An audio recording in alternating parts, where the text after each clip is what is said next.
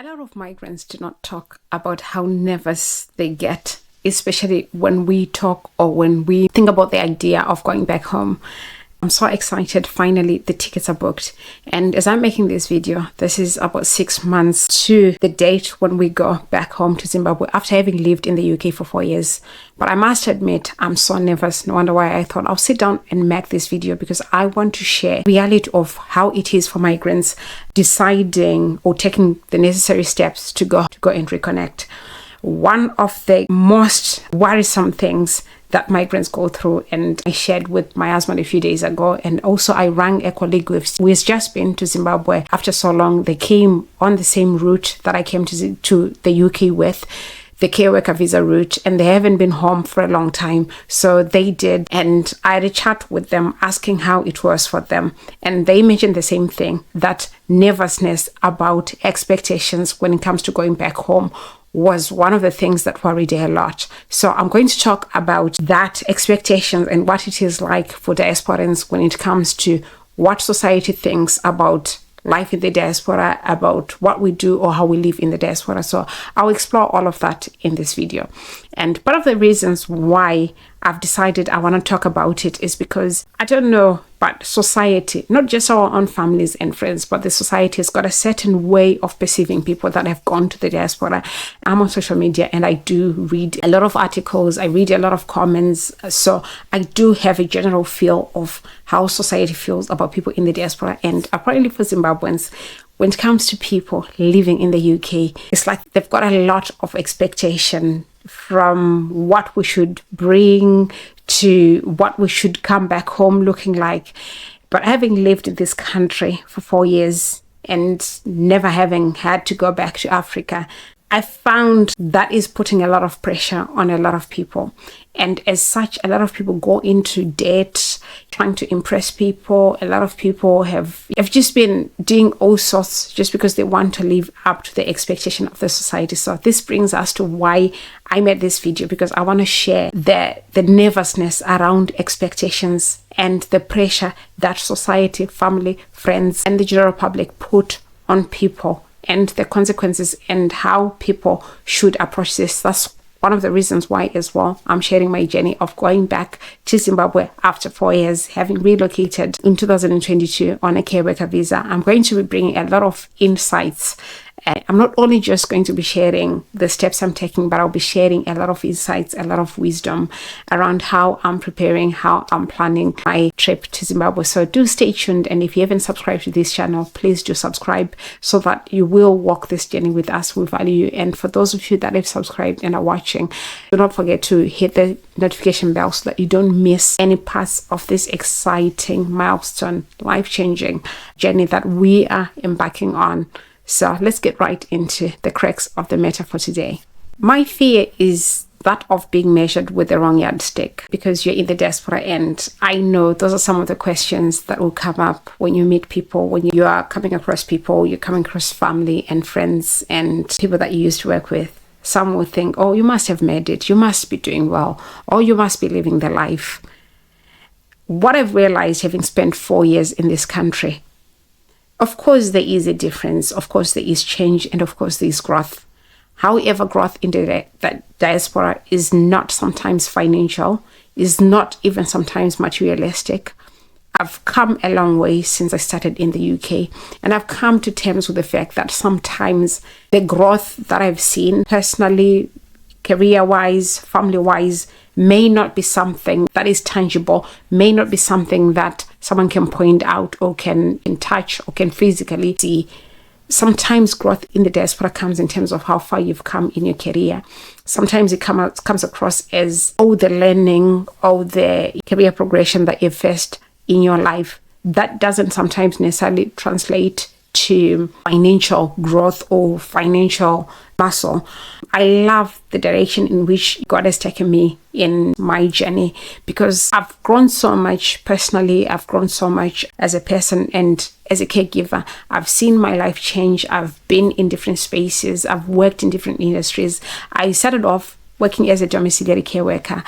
I got the chance to work in care homes. I was privileged enough to work in support work, specialist support work. And 2 years after starting off in this country, I was privileged to work for the NHS. For me, that is growth. For me, that is outstanding. That might not show or may not be evidenced by my bank balance, but for me, that has been growth. So I've been praying, I've been working on myself to be grounded enough to be aware of how far I've come in the industry, in as much as there's no fancy titles in that, but the experience, the exposure that I've gone, that I've realized through all those different care settings that I've worked in, the exposure and growth that I have seen just through living and adjusting in a different setting altogether. For me, that is growth. So a lot of people sometimes they will feel like I've got nothing to show for it. I can't be going home. I haven't done much. I've just been studying. I've been just pumping money into my studies. That is growth. Don't feel small about what you've done for yourself. Be comfortable in the little tiny steps that you have made. And I must admit that when we were planning this journey, when we were deciding that we're going to travel to Zimbabwe in 2026, we worried a lot. We were nervous, just like everybody else. But we've overcome that because we actually sat down, and my husband and I, we talked about all the achievements that we have had. Because we also had that conversation where we were saying, when we go, people are going to ask, what is it that you were doing in the past 4 years? What have you done? People are going to measure our success based on their own thinking, based on their own standards, based on their own expectations. But we have our own expectations for ourselves. We have our own targets that we had when we were coming over, and we're actually complimenting each other about how far we have come in terms of our career, in terms of the fact that we're still here, the fact that we look at our immigration status and all the things that we've done around that. It is an achievement. The fact that we're able to bring our kids over, for us, it is amazing. So we will not take away from all of that experiences just simply because someone has got an opinion as to how someone who has come from the diaspora should look like, or how somebody who is coming from the diaspora bringing all the material things that you should be showing on the ground. I'm one of those people that refuse to have people measure my success and growth based on their own standards, based on their own expectations. I'm owning my own growth. I'm owning my own success. I'm owning my own story. And I'm challenging you, if you're watching this video, to own your own story. That's why I'm comfortable sharing this journey. That's why I'm celebrating these tiny things. The fact that I've actually managed to book a ticket, for me, that is success. For me, that is another goal ticked. Because last year, it was just a dream. Last year, it was just a simple feeling that I need to reconnect. And we knew what was ahead of us. We knew how much it would cost. We knew all the steps that we needed to take for us to be able to raise that money, because it is a lot of money. So I celebrate the small wins, and I challenge you to do the same. One of the things that I'm nervous about, especially around this journey, going back home after 4 years, is boundaries. I come from that background. I come from that culture where if you live abroad, the expectation is high. I think I shared in my previous video. Please do go and watch it if you haven't watched it. Where growing up, we were surrounded by relatives, cousins, friends, families that lived in the diaspora, and I know what we expected of them. We expected them to sponsor everything. We expected them to bring us nice things, to fund everything, to be the rich aunties and the rich uncles. And it only took me relocating to realize that sometimes it's impossible to be that person. Sometimes it's even impossible for you to be that sponsor, that person that they can rely on, that person that they will look up to make things happen. But that happens a lot. And now that I'm going home, I've been reflecting. I've been very intentional about this trip, planning it, what I'm going to do, and everything that is going to be involved. And part and parcel of what I've learned in the past 4 years is to respect my own boundaries, is to have limits. And one of the things that I've grown to become comfortable around is the fact that when I say I can't or no, it doesn't take away from the fact that I love those people. But it's just that at that moment in particular, the answer is no, or not right now. I've come a long way with my boundaries. I've come a long way with my limits. Of course, sometimes I do overstep those boundaries. Sometimes I let myself down when I give in, even when I'm stretched. But it's one of the things that I've been intentional about to say, right, I've got all this time. I've got 6 months to plan this whole journey. How am I financially? Where am I at? Physically, what is it that I can do? Because like I said in my previous video, this is a connection trip. This is not a holidaying trip. It's a connection trip where I'm just wanting to connect with family and friends. However, I can't see everybody because of the time limit. I can't reach everybody. I can't be there for everybody.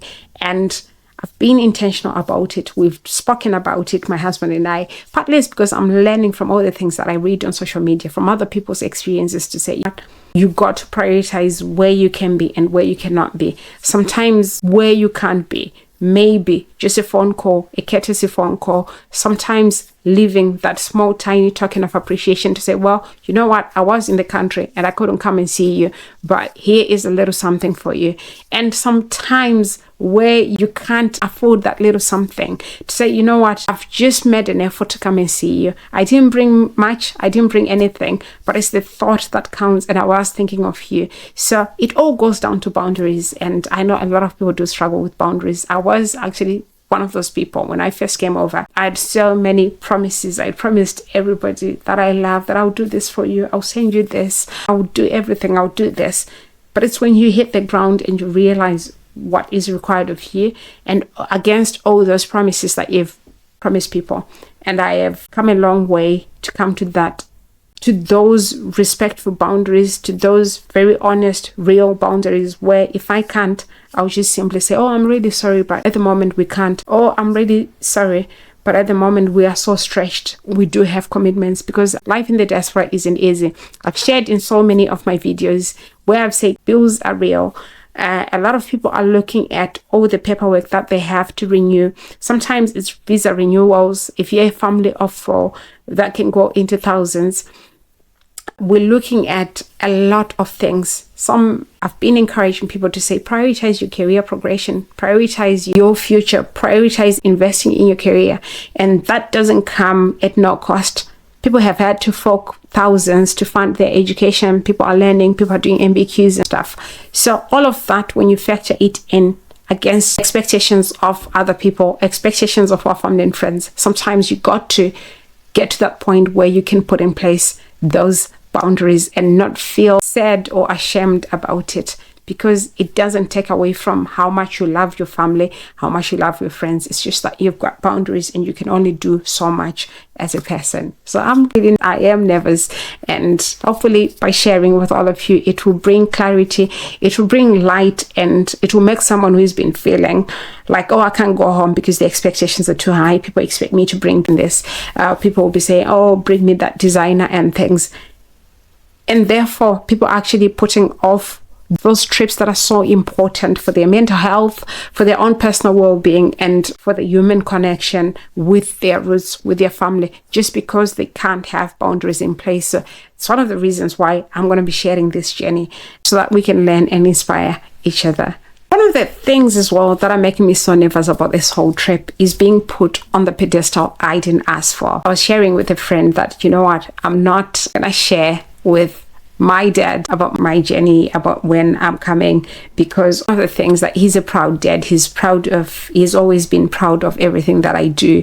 He's always proud of the decisions that I make. However, he can't hide his pride. So in the end, instead of just seeing me as Florence, it's always going to be, oh, the one that's in the UK, or Florence, my daughter that lives abroad.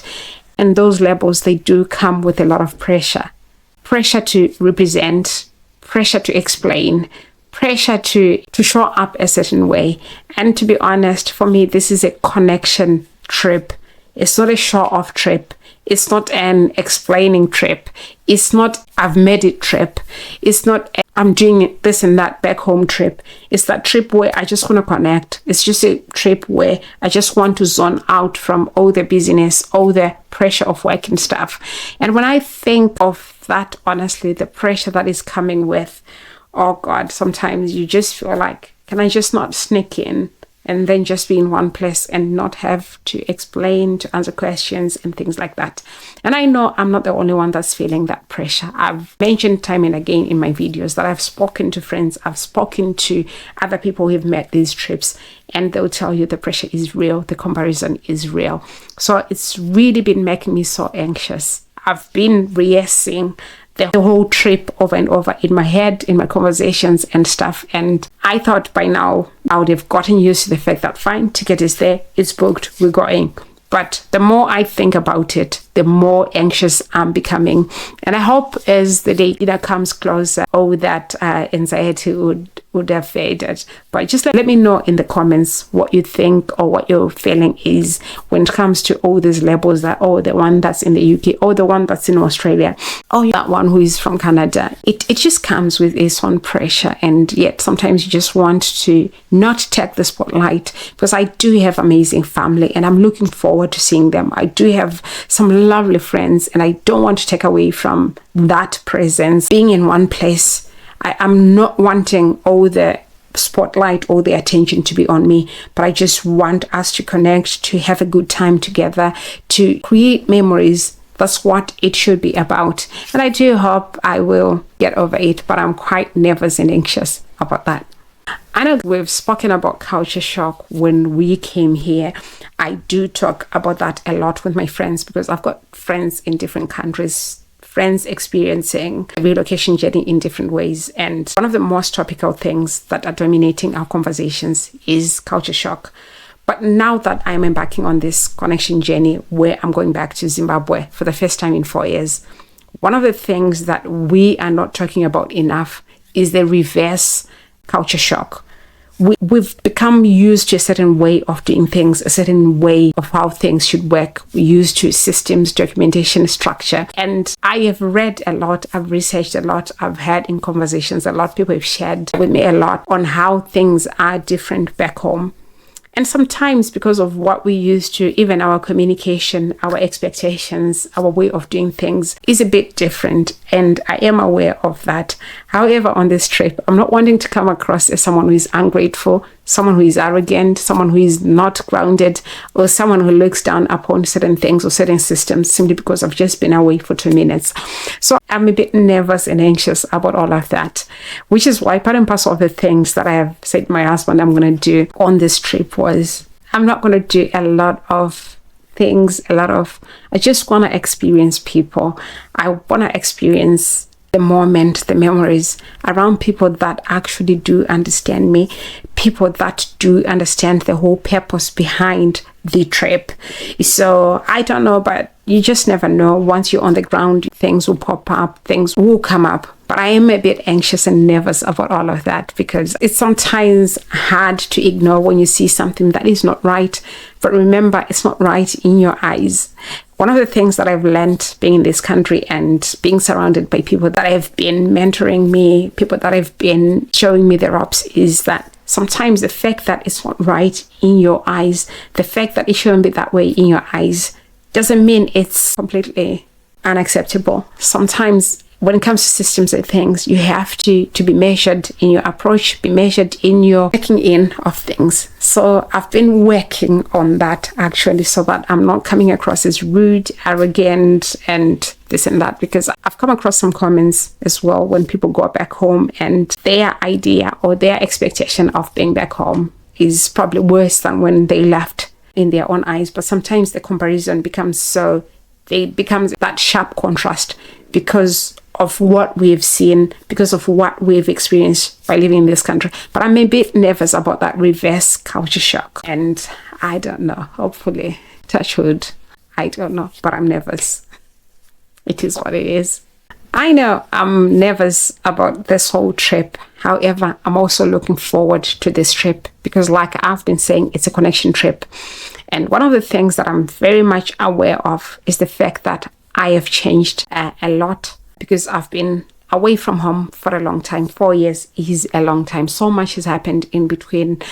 So much has changed in between. And one of the things that I appreciate is the fact that even home has changed ever since the last time that we were there. However, it doesn't take away the anxiety. It just requires a bit of maturity for you to soak all of that, for you to absorb all of that in without taking away from the moments, without taking away from that whole experience altogether. So in as much as I'm nervous, I'm so looking forward to this trip. I'm so looking forward to finding me again in that whole difference, because that's what identity should be about. That's what connection is about, to find yourself even amongst all those changes, even when you have had a whole different experience for a while. Just going back to the same place that raised you, that same place that shaped your thoughts, that shaped the whole persona that you have, that shaped your dreams, that shaped your ambition. So much of me in that place, and I know it. There are things that I see every day in the way that I work, in the way that I interact, in the way that sometimes I do not interact, or in the way that I speak, and even in silence. I know I've been shaped differently because of all those experiences. And I do really look forward to being in that same place, to being around those same place that shaped all of that ambition, dreams, hope, resilience, humility, desire, passion. A lot of things were shaped in that place. And I just, it's going to be emotional. I don't want to lie to you. And I'll be documenting all of that on here. I'll be sharing with you every step of the way, because it's been a long time coming. It's just that I didn't expect it to be 4 long years before I would have been to Zimbabwe, because when we go, it will be exactly 4 years when we go, because we left in July of 2022. So our trip is in 6 months, and I'm fingers crossed. I know it sounds like it's a long time to come, but I know how time flies, because in between there's a lot to do. There's a lot of planning, and I'll be sharing with you, all of you, all the things that we're gonna be doing, building up to that trip. But still nerve-wracking.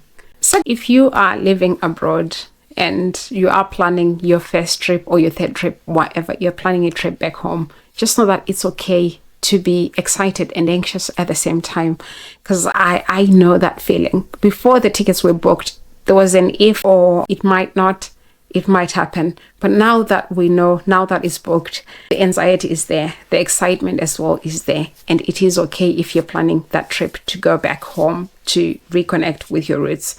Also, another thing that I want to add is it's okay to even go back home and still maintain those boundaries, be it financial, be it emotional boundaries, be it physical boundaries. It is okay.